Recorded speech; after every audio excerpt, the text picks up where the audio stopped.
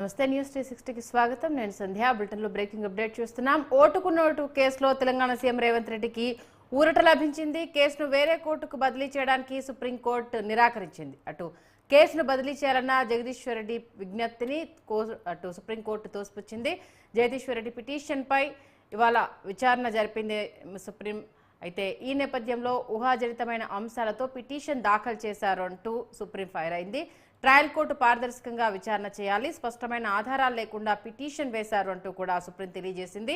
మా తీర్పుపై ఏకాభిప్రాయం చెప్పే హక్కు అందరికీ ఉంది. దీంతో పాటు ప్రజా జీవితంలో ఉన్న వారితో ఆచితూచి మాట్లాడాలి అంటూ కూడా కోర్టు తెలియజేసింది. అటు సీఎం హోదాలో ఉన్న నేపథ్యంలో దీనికి సంబంధించి ఇన్ఫ్లుయెన్స్ చేసే అవకాశం ఉంటుంది కాబట్టి వేరే కోర్టుకు బదిలీ చేయాలంటూ కూడా బీఆర్ఎస్ తరఫు నుండి పిటిషన్లు దాఖలయ్యాయి.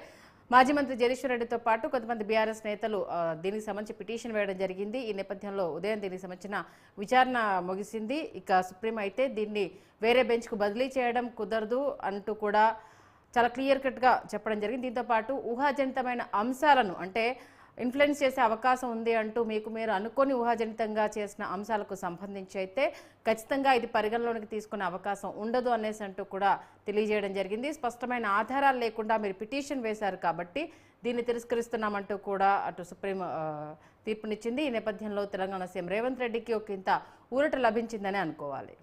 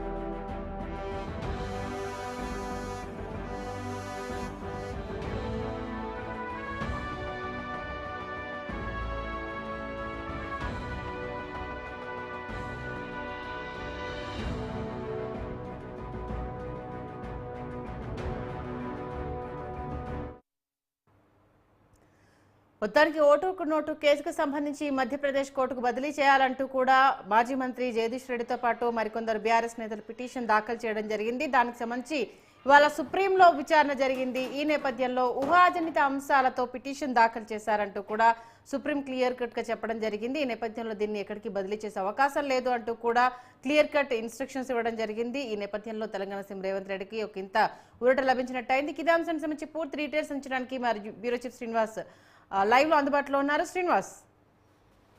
సంధ్యాయిక మరి సుప్రీంకోర్టులో ఓటుకు నోటు కేసుకు సంబంధించిన విచారణ మరొకసారి కూడా జరిగింది. ఈ నేపథ్యంలోనే సుప్రీంకోర్టు మాత్రం ఎవరైతే మాజీ బీఆర్ఎస్ మంత్రి జగదీష్ రెడ్డి వేసిన పిటిషన్పై కూడా మరి ఈ కోర్టు నుంచి వేరే కోర్టుకు బదిలీ చేయాలని చేపట్టిన పిటిషన్ అయితే సుప్రీంకోర్టు నిరాకరించింది. ఈ విషయంలో తెలంగాణ సీఎం రేవంత్ రెడ్డికి అయితే కాస్త ఊరట లభించిందని కూడా మరి తెలుస్తోంది.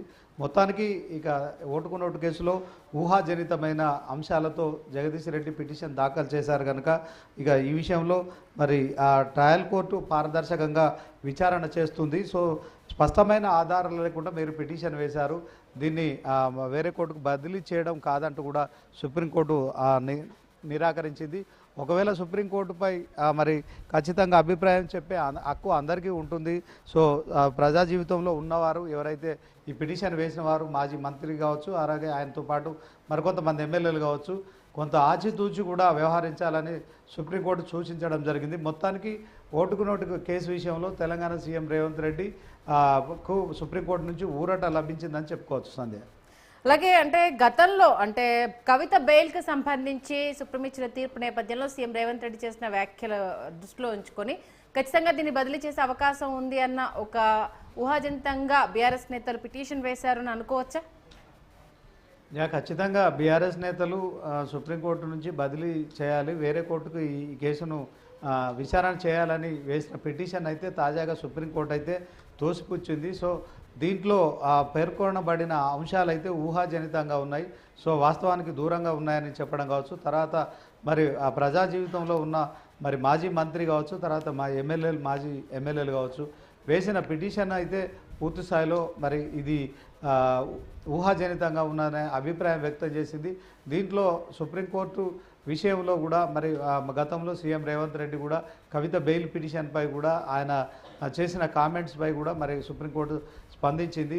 సో సీఎం స్థాయిలో ఉన్న వ్యక్తులు ఇలా మాట్లాడడం సరికాదని కూడా మరి సూచించిన సందర్భం చూసాము. దాని పట్ల కూడా సీఎం రేవంత్ రెడ్డి కూడా తన మాటలను కూడా వెనక్కి తీసుకున్న పరిస్థితి మనకు తెలిసిందే.